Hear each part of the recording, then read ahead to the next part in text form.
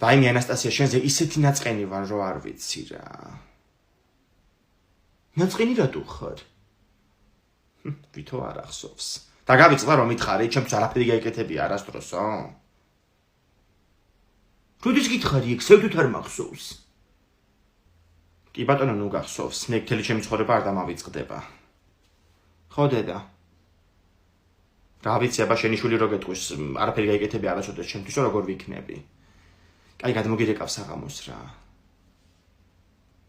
გუშინ წინ ანასტასია მეც მითხრა ცუდი რაღაცა. ამაზე უარესი რა გითხრაო, მარიკო? რა და ეზოში ჩავდიოდი და ყველას დებილი ეგონებიო ასე მითხრა. მან რაც თავარი იყო, იმას არ ამბობ. სისათვალებით რო ჩადიოდი კოკის პირველ წვიმაში. ინგა. მოდი ლია, მოდი აქეთ ვართ. აბა როგორ ხართ? რა ვიცი, აბა ნაწყენი ვარ ამ ქალბატონზე. რა მითხრა არ გაინტერესებს? მთელი ცხოვრება ჩემთვის არაფერი გაიკეთებიაო. როგორ ვიქნები? არ მithქვამს მეთქი ეგეთი რაღაცა არასდროს. ნინო დაიდაგეძახის ეზოდან, გადმომხედოსო. ხო, ნინო. არა, ანასტასიაზე ვარ ძალიან ნაწყენი და ვერ ჩამოვალ. ასე მითხრა რომ მთელი ცხოვრება არაფერი გაიკეთებია ჩემთვისო. გაისაინეთ ამ ერთხელ ჩემ გარეშე, ხო? შეხედე მთელ კორპუსს გააგებინა. როდის გითხარი, აბა გაიხსენი? გამახსენდა.